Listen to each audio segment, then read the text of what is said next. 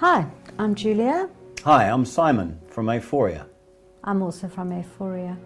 We're here to talk about coaching and working with people at conforming levels of Lovely. maturity. Good.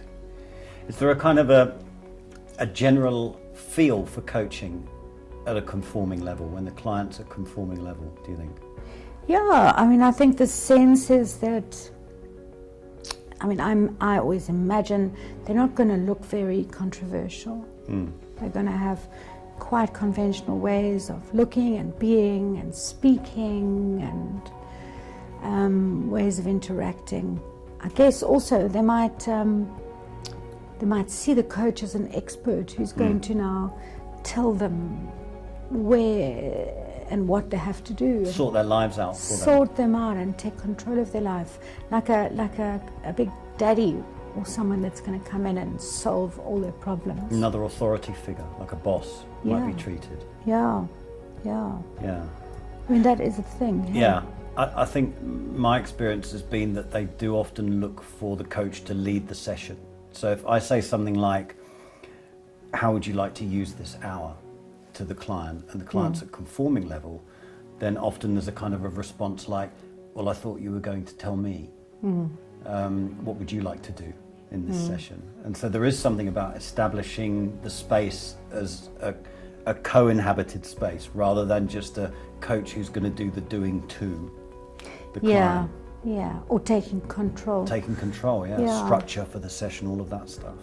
I'm wondering, what about language use? I suppose it's quite useful to be able to see language use, as, identify that level of maturity from language use. Yeah. Do you want to say something?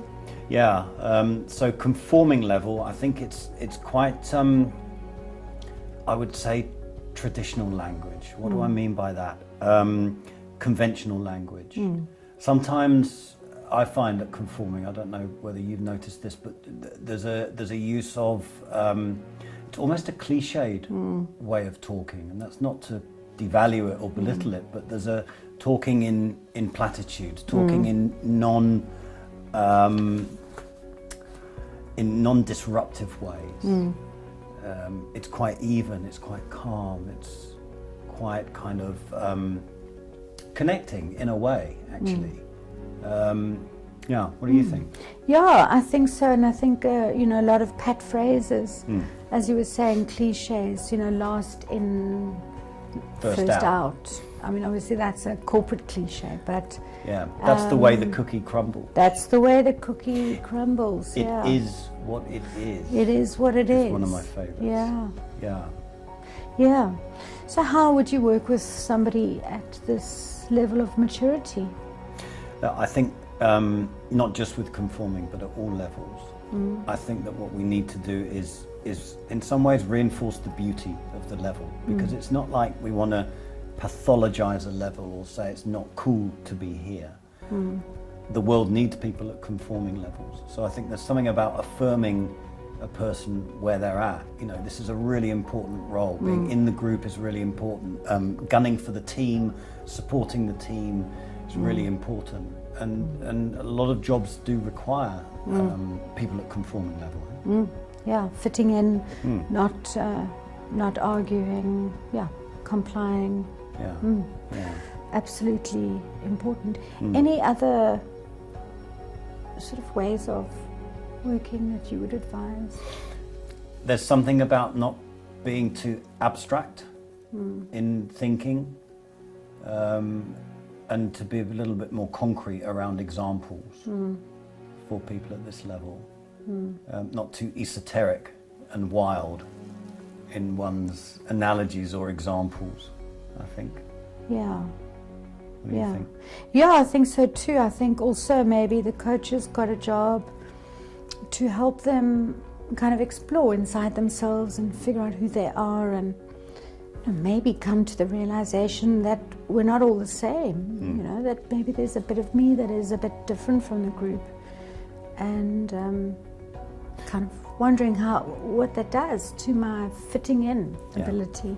I like that, just to kind of support the client to start to get used to this idea of an inner world. Yeah. Because I think that at conforming level there's less of that perhaps going on. There hasn't been potentially much curiosity about oneself before. Yeah, you mean like helping them to explore how they're feeling and what are they thinking, and Yeah, is it with the group or not with the group? yeah. Yeah, just a little bit more individualistic, maybe. Perhaps that's a kind of a directional tip for coaching people at conforming level. So exploring individuality. Where do I not fit in? Where do I fit in? Yeah. How have I been different Yeah. in the past, and how did that go? Yeah. And then even something about where did fitting into the group perhaps cause you problems or get you into trouble? Where did not having your own voice land you up in difficulty? To kind of just start to support them to move away from this idea of always needing to fit in, and that's when I'll be safe. Actually, there is an element of safety that can be crafted for oneself by standing apart from the group and exploring their own sort of opinions, perspectives. You know, what do you think? I think is a great question actually for a client at conforming level. Yeah, I think so, because, you know, as the theory suggests, people at this level can actually suppress their inner worlds, and they're not sure how they're feeling, and not sure what they want to do in the world. So to amplify that would be really helpful in them taking control and directing their life. Yeah. Yeah. Yeah, and I suppose that exploration as well, once we know somebody, a client is at a conforming level, then I guess as a coach we've got one eye on the level beyond. And how can we create a window in to the specializing level? And I think it's something about, you know, thinking, where did belonging to the group get me into trouble, which we've just said, but also this idea that rationality, rather than thinking like the group, has got value. Hard data has got value, rather than just a feeling of safety being enough. Yeah, sort of leading them away from conforming to a more individualistic position. Yeah. Yeah, nice. Yeah.